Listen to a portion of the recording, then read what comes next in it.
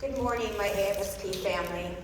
I feel truly elated and honored to be here with you discussing this wonderful new program.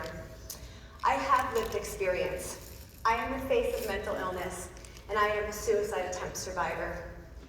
I have fought a long battle with my illness, but have found a way to manage it thanks to the support and help from my family and my partner. My attempt 18 years ago wasn't the beginning of my journey with mental illness, nor was it even the lowest point, with multiple hospitalizations, a string of practitioners, over 50 different medications, and over 90 electroconvulsive shock therapy treatments that would follow, before I finally turned the corner, a corner that eventually led me to where I am here with you today.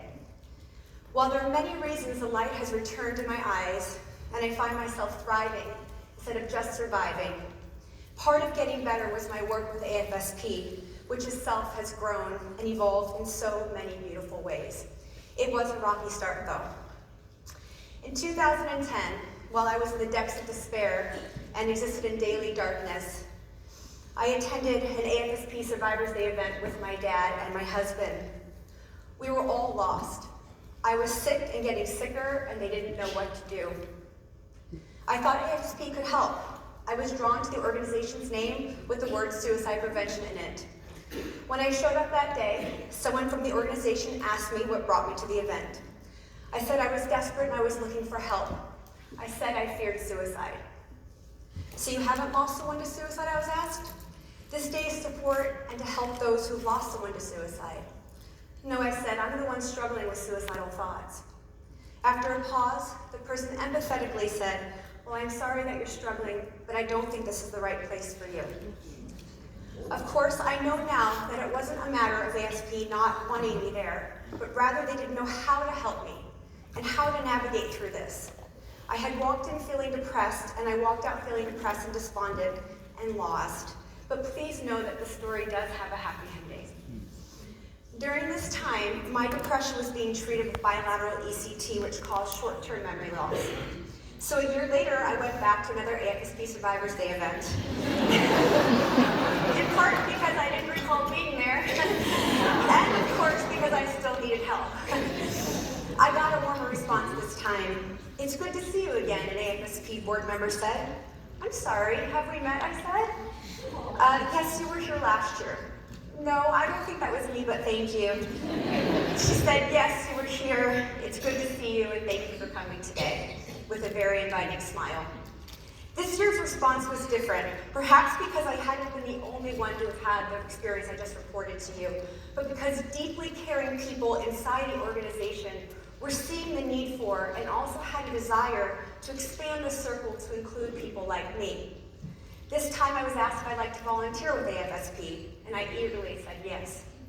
I began volunteering with AFSP, and about the same time, I began to find a way to manage my mental illness, which initially began with me accepting my depression as my partner, whereas before, I kept trying to find a cure and kept trying to run from it and push it away. With time, because I was now working as a volunteer, helping others like me, and supporting and comforting survivors, I moved from a focus on solely myself to a focus on helping others. I became the driver of the car with my depression in the back seat. There are times when my depression will climb in the front seat with me and try to take that wheel. But I have learned how to navigate that, and have also learned to accept when, in fact, sometimes my depression is going to be able to grab that wheel. I learned to be aware of my own personal fuel tank and know that I have to manage that daily, being very diligent about my tank not getting too low and dipping into my reserves, because then it's too late. Becoming physically active also helped me, particularly cycling. Last year, I rode my bike over 11,000 miles. I'm still in awe that I am the same girl who couldn't get out of bed days at a time and found brushing her teeth to feel like climbing Mount Everest. I learned that the small things are really the big things and that they build on each other. That and a focus on nutrition, working with rescue dogs, and a lot of other things are a necessary part of the fabric as well. AFSP also helped me learn to be the driver of that car. I was invited to join the board of AFSP San Diego over 6 years ago. The board members who nominated me to join saw my potential and gifts that were sometimes difficult for me to see. I knew I wanted my focus to be on education and program services, so I stepped into the role of committee chair. I speak and I present our programs in our schools, to companies, and other community organizations, and I love it. Along with this focus, from the beginning, I had a strong passion for finding a way for survivors of suicide loss and those with lived experience and their families to share space and to benefit from sharing energy.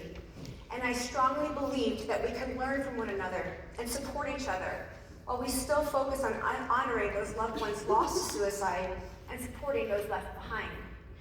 And of course, many of us with lived experience have also lost someone to suicide. I've been very fortunate to have such a supportive and encouraging group of board members and staff, the constants being Jessica Vanderstad and Trey Hernandez. A few years ago, I was invited to speak with Doreen about a focus group when this very program was in its formative years. I flew to Seattle to meet with Christine and others with lived experience for a focus group to gather information for the program's content. This very program has been in the works for quite some time. One thing that became very apparent to me over the years with my illness is that the person dealing with the suicidal ideations and the depression isn't the only one experiencing pain. I couldn't see it at the time, but my husband was in terrible pain and he felt so helpless. In his own words, he thought that the love of his life would soon be gone. Our loved ones are on this journey with us as well, and they are being affected.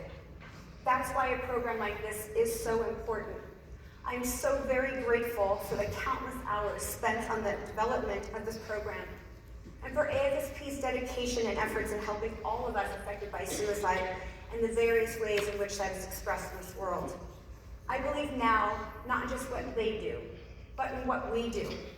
And that's why I'm here today. And I guess that's why you're all here today too. Now I want to welcome you into a brief portion of AFSP's new program, Finding Hope, Guiding and Supporting Those at Risk.